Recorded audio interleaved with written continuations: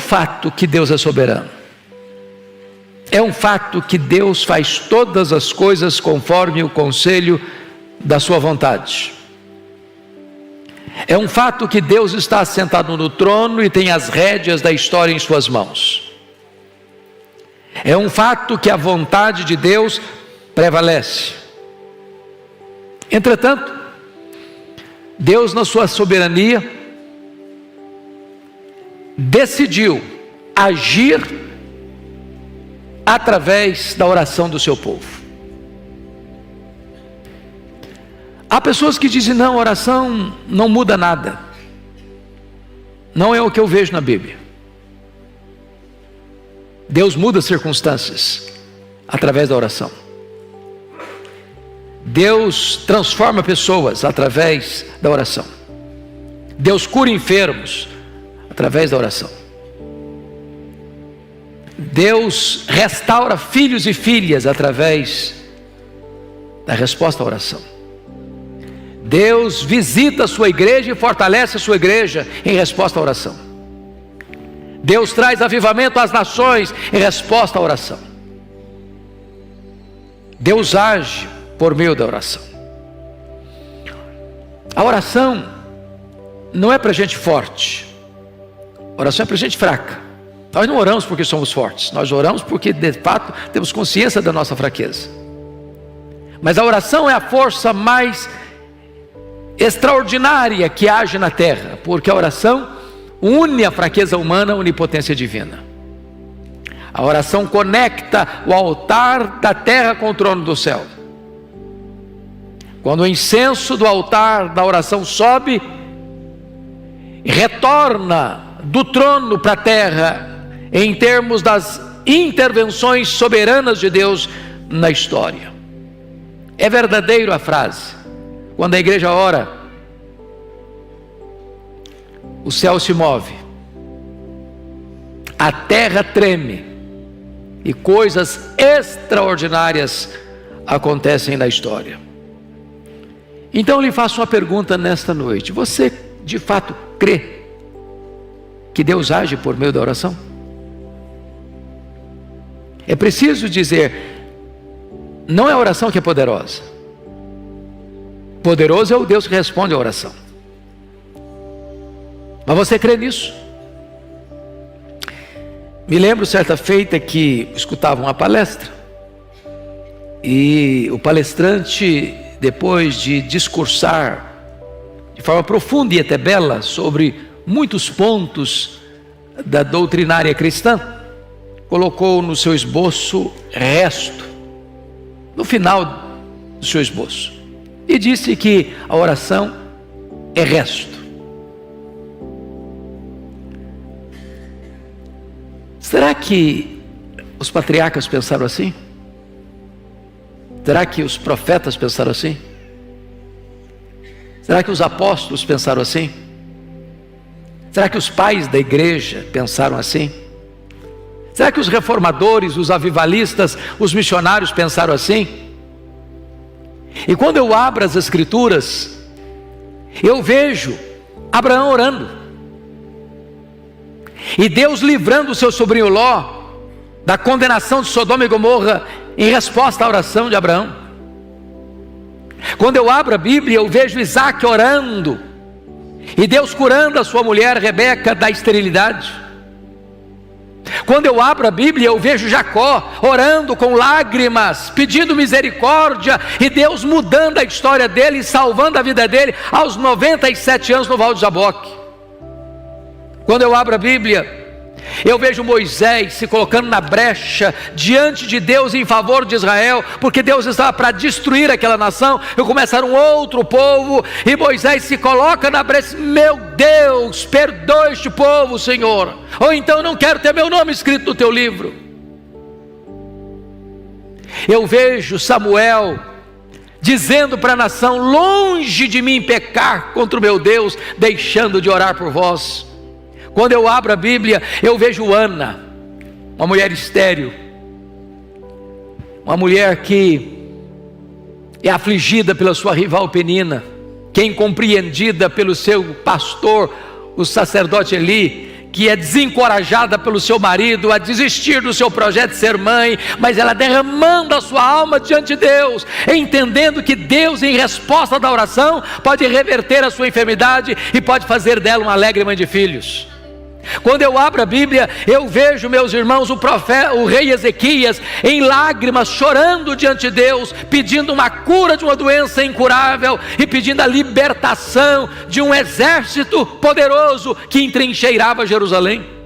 Quando eu abro a Bíblia, eu vejo Elias orando ao Senhor, e em resposta à oração de Elias, os céus se fecham, trazendo juízo sobre Israel. Eu vejo Elias orando e Deus ressuscitando o filho de uma viúva. Eu vejo Elias orando e Deus mandando fogo do céu, provando que só Ele é Deus. Eu vejo Elias orando e as torrentes caindo na terra, restaurando aquela nação. Quando eu abro a Bíblia, eu vejo Eliseu orando, diz: Deus, abra os olhos desse moço, para que ele veja. E quando os olhos de Geazi são abertos, ele percebe que maiores são aqueles que estão conosco do que aqueles que estão contra nós. Quando eu olho a Bíblia, eu vejo Jesus orando, ali no Jordão, e o céu se abrindo. Eu vejo Jesus orando e jejuando no deserto, e ele vencendo a Satanás.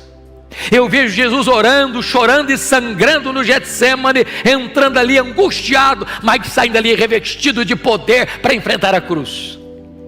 Quando eu abro a Bíblia, eu vejo Jesus orando na cruz do Calvário, no final, no epílogo da sua vida terrena, ele está orando. Quando eu olho a Bíblia, eu vejo Jesus assentado no trono como nosso grande sumo sacerdote, vivendo sempre para interceder por nós. Eu olho a Bíblia e eu vejo Paulo orando na prisão, orando dentro de um porão de um navio, orando numa praia, orando num templo, orando na praça, orando na masmorra, orando e orando. Quando eu olho a história da igreja, eu vejo os pais da igreja orando: Policarpo, Irineu, João Crisóstomo, Aurélio Agostinho. Quando eu abro o livro da história, eu vejo os nossos irmãos pré-reformadores orando: John Wycliffe, John Hus, Jerônimo Savonarola. Quando eu abro o livro da história, eu vejo os reformadores orando, eu vejo Lutero orando, eu vejo Calvino orando, eu vejo John Knox orando e clamando e chorando diante de Deus: dá-me a Escócia para Jesus, senão eu morro. Quando eu olho para a história, eu vejo, meus amados, os avivalistas orando. E o avivamento chega em 1739 na Inglaterra, e o avivamento chega em 1745 na Nova Inglaterra, em Massachusetts. Quando eu vejo os avivalistas orando, eu vejo o grande avivamento de 1857 nos Estados Unidos, eu vejo o grande avivamento de 1904 no país de Gales, eu vejo o grande avivamento de 1907 na Coreia do Sul, eu vejo o grande avivamento, meus amados irmãos, na missão Quatsabanta em 1966, quando a igreja ora, o Espírito Santo é derramado sobre o seu povo. Quando eu abro o livro da história, eu vejo os missionários orando: William Carey, Hudson Taylor, eu vejo David Brainerd, eu vejo Carlos Studd, eu vejo John Hyde orando, e orando, e orando. Quando eu olho para a história, eu vejo que os crentes que impactaram o mundo foram homens e mulheres de oração. Eu gostaria que hoje você pudesse parar, pensar um pouco comigo. Por que nós precisamos de orar hoje? Porque este avivamento que nós tanto desejamos na nossa vida, dentro da nossa casa, atingindo os nossos filhos, reverberando para a igreja, impactando a sociedade, transformando a tessitura da nação, vem em resposta da oração. Não foi assim no Pentecostes? Quando o Senhor Jesus Cristo se dirigiu aos seus discípulos dizendo: permanecei na cidade até que do alto sejais revestidos de poder. E eles entenderam que esse permanecer não era um permanecer calados ou acomodados ou omissos ou acovardados, porque diz a Escritura lá em Atos 1,14 que todos retornaram para o cenáculo e todos perseveraram unânimes em oração e fizeram isso durante 10 dias ininterruptamente, quando de repente, num domingo, às 9 horas da manhã, os céus se fenderam, o Espírito Santo foi derramado, um vento impetuoso entrou naquela casa, línguas como de fogo pousando uma sobre cada um deles, e todos ficaram cheios do Espírito Santo e passaram a falar em outras línguas as grandezas de Deus. Eu vejo, meus amados irmãos, que a oração é a base do avivamento. Está escrito lá em 2 Crônicas 7,14: se o meu povo, que se chama pelo meu nome, se humilhar e orar e me buscar e se converter dos seus maus caminhos, então eu ouvirei dos céus, perdoarei os seus pecados e sararei a sua terra. Eu encontro na Escritura lá em Isaías 44,3 que Deus vai derramar água sobre o sedento e derramar torrentes sobre a terra seca. Deus quer um povo que tenha sede dele, que tenha fome dele, que o anseie mais do que as riquezas deste mundo. E então, quando a terra estiver seca e quando o povo estiver sedento, Deus manda água sobre o sedento, Deus manda torrentes sobre a terra seca.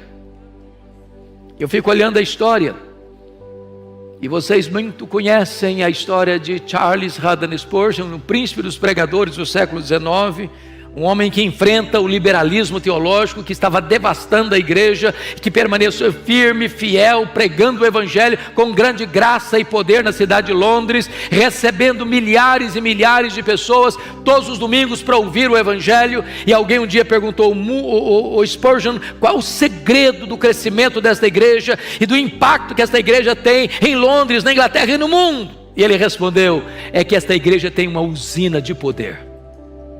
E perguntaram: o que significa isso, uma usina de poder? Ele respondeu: esta igreja tem uma reunião de oração toda segunda-feira, onde centenas, onde milhares de pessoas vêm para buscar a face de Deus. E tem mais, no baixo do púlpito, onde estava o púlpito, havia uma sala, e ali tinham os irmãos que enquanto ele pregava, os irmãos oravam, e quando ele sentia que precisava mais de poder, ele batia o pé no assoalho, e isso soava lá embaixo, e eles fortaleciam ainda mais o clamor aos céus. E desta maneira ele entendia que não há poder na palavra, a não ser que haja um povo comprometido com oração, porque não há púlpito com poder com bancos vazios de oração.